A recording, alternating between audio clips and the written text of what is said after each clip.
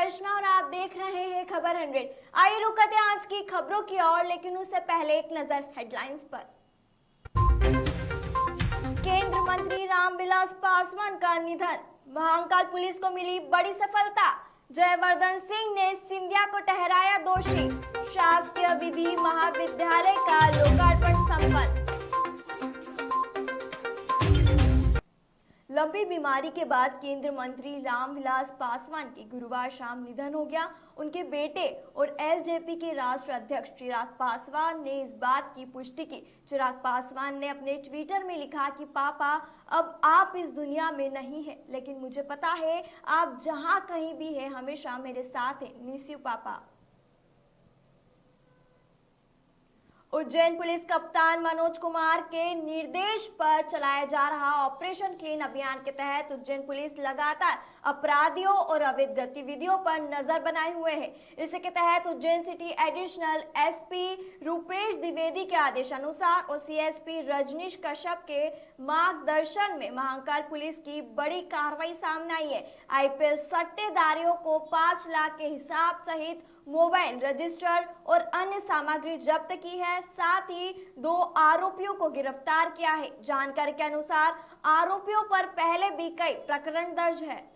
कूदे तब ये 2 आदमी भूरा पिता उस्मान खान, भूरा पिता रशीद खान और ईशान पिता उस्मान खान, ये दोनों कजिन हैं, कोट मोहल्ला के रहने वाले हैं। इनको वहाँ पकड़ा गया। ये अब कमरे में 2 टीवी और 7 मोबाइल, इन पर लगातार क्रिकेट का मैच देख करके बाल और बैट अनुसार और रनों के अनुसार सट्टा ले रहे थे। इनको पकड़ा गया वहाँ पर। इसके अलावा और भी कोई सामग्री जब्त की गई? इनके पास से कैलकुलेटर और जो रजिस्टर है हिसाब का वो जब्त किया गया है। करीब 5 लाख के आसपास का इसमें अभी हिसाब हुआ था, वो जब्त कर लिया गया। और भी बढ़ सकता है, थोड़ा देखना पड़ेगा, उसका विश्लेषण करना पड़ेगा। पुराने कोई अपराध? भूरा पिता रशीद के पुराने सट्टे के कुछ अपराध हैं, लेकिन अभी देखकर बता पाएंगे कितना उसके कितने। पूर्व कांग्रेस मंत्री जयवर्धन सिंह ने मीडिया के सामने हाल ही में कांग्रेस छोड़ भाजपा में गए सिंधिया सहित सभी विधायकों को कमलनाथ सरकार गिराने का दोषी ठहराया है और कहा कि इनके लिए कमलनाथ ने क्या नहीं किया। क्या 5 साल काफी नहीं थे इनके लिए? इन्होंने जनता के साथ धोखा किया है। सावेर विधानसभा उपचुनाव दौरे पर आए जयवर्धन ने कहा कि सिंधिया बिना किसी बात को लिए कांग्रेस छोड़कर गए हैं और कहीं ना कहीं कांग्रेस को सिंधिया की कमी खलती नजर आ रही है।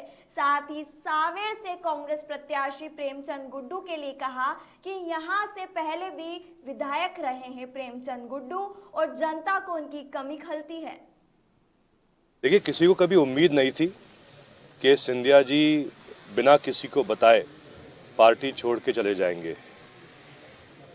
कांग्रेस पार्टी ने उनको बहुत कुछ दिया।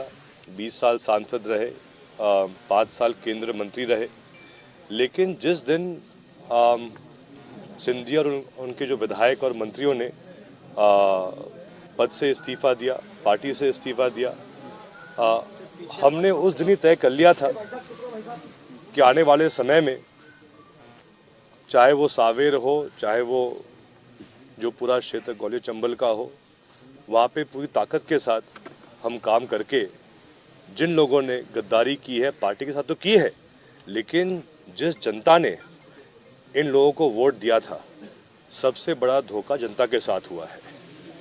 हर विधायक चुनाव जीतता है जनता के आशीर्वाद से, 5 साल का कार्यकाल रहता है, और अगर कोई भी विधायक या मंत्री जनता के वोट को बेचकर बीच कार्यकाल में दूसरी पार्टी में शामिल हो जाए जिसके खिलाफ जनता ने वोट किया था, तो इससे बड़ा अपमान जनता का नहीं हो सकता है। जहाँ तक बात सावेर विधानसभा की है, कांग्रेस पार्टी के प्रत्याशी आदरणीय प्रेमचंद गुड्डू जी पहले भी यहाँ से विधायक रह चुके हैं। आज भी जनता यहाँ पर उनके कार्यकाल को याद करती है। चाहे डैम के निर्माण हो, चाहे सड़क के निर्माण हो, ऐसे अन्य विकास कार्य उस समय किए गए थे। और सावेर का हर एक मतदाता ये बात भी हर जगह कह रहा है कि जिनको उन्होंने 2 साल पहले वोट किया था, क्या कारण है कि 15 महीने बाद इन लोगों ने इस्तीफा दिया। गलती क्या थी कमलनाथ जी की? कर्ज माफ़ी अगर की तो कमलनाथ जी ने की। आपने खुद कुछ दिन पहले देखा होगा, मैंने प्रश्न उठाया विधानसभा के अंदर और उसमें भाजपा के कृषि मंत्री कमल पटेल जी ने स्वीकार किया है कि कांग्रेस के 15 महीने की सरकार में 27 लाख किसानों का कर्जा माफ हुआ है, लगभग 11,000 करोड़ से अधिक राशि किसानों को मिली है। ये मैं नहीं कह रहा हूँ, ये भाजपा के कृषि मंत्री ने विधानसभा में उत्तर दिया है।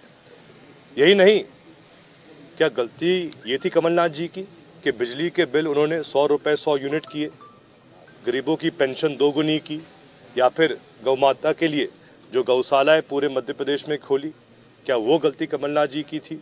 मैं खुद यहाँ मौजूद था पिछले साल जब हमने मेट्रो का शिलान्यास किया था।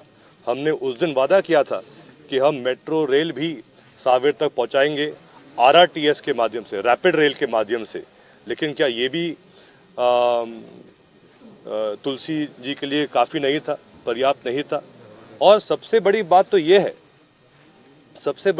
ये है कि आज के समय पूरे विश्व में संकट है कोरोना महामारी का। क्या उपचुनाव राऊ में है? क्या उपचुनाव देपालपुर में है? क्यों नहीं है? क्योंकि वहाँ के विधायक बिके नहीं। अगर आज सावेर की जनता ऐसे संकट के समय में लाइन में खड़े होगी चुनाव के लिए, किसके कारण? चुनाव तो होने थे 2023 में, लेकिन आज अगर चुनाव हो रहे हैं तो यहाँ के जो पूर्व विधायक थे और जो अभी बिना कोई पद पर रहकर मंत्री बने हैं, तुलसी सिलावट जी, उनके स्वार्थ के लिए चुनाव हो रहे हैं। उपचुनाव से पहले बीजेपी अपनी रणनीति को धार देने में लगी हुई है। इसी कड़ी में गुरुवार को गादिया मंडल के बड़खेड़ा वीर में मंडल सम्मेलन रखा। सम्मेलन में केंद्र और प्रदेश सरकार की जन कल्याण योजना की वीडियो रथ के माध्यम से पहुंचाई। इस सम्मेलन में बताया कि 1.25 साल में कांग्रेस की सरकार ने पार्टी कार्यकर्ताओं पर कैसे अत्याचार किए हैं। इस दौरान पूर्व प्रदेश अध्यक्ष और सांसद राकेश सिंह, सांसद रोडमल नगार सिंह, जिला अध्यक्ष दिलबर यादव सहित कई कार्यकर्ता मौजूद थे। उज्जैन केंद्र सामाजिक न्याय और अधिकारिता मंत्री थावर चंद गहलोत के मुख्य आतिथ्य और उच्च शिक्षा मंत्री डॉक्टर मोहन यादव की अध्यक्षता में गुरुवार को विश्व बैंक परियोजना रूसा के अंतर्गत नवनिर्मित 6.5 करोड़ रुपए की लागत से शासकीय विधि महाविद्यालय का लोकार्पण कार्यक्रम संपन्न हुआ। इस अवसर पर केंद्र मंत्री थावरचंद गहलोत ने उज्जैन वासियों को भव्य विधि भवन कॉलेज की सौगात के लिए बधाई और शुभकामना देते हुए कहा कि इंदौर के साथ साथ उज्जैन में भी निरंतर विकास कार्य हो रहे हैं। उच्च शैक्षणिक संस्थाओं में जो भी कमी होगी, उच्च शिक्षा विभाग उसको पूरा करेगा। उनके द्वारा विक्रम विश्वविद्यालय कैंपस में 250 सीटर छात्रावास भवन की पूर्व में स्वीकृति प्रदान की गई थी, उसका भी शीघ्र कार्य प्रारंभ किया जाएगा। साथ ही केंद्र सामाजिक न्याय और अधिकारिता मंत्री थावरचंद गहलोत ने कहा कि हमारे देश में कानून सर्वश्रेष्ठ है और ऐतिहासिक विधि महाविद्यालय की उपलब्धि मिलने से छात्रों को कानून की पढ़ाई कर आगे बढ़ेंगे। उनके द्वारा दिव्यांगों के लिए कृत्रिम अंग बनाने का कारखाने का निर्माण किया गया है। इसका विस्तारीकरण करने के लिए अतिरिक्त भूमि की आवश्यकता है। विस्तारीकरण करने के लिए अतिरिक्त भूमि को शीघ्र जिला प्रशासन के द्वारा स्वीकृति प्रदान की जाएगी। ये हम सबका सौभाग्य है। उज्जैन विक्रमादित्य की नगरी है, शिक्षा की नगरी है। भगवान श्री कृष्ण ने स्वयं शिक्षा ग्रहण की। ऐसे में यहाँ नया विधि महाविद्यालय प्रारंभ हुआ है और इसका नाम अब सम्राट विक्रमादित्य विश्वविद्यालय महाविद्यालय के नाते से जाना जाएगा।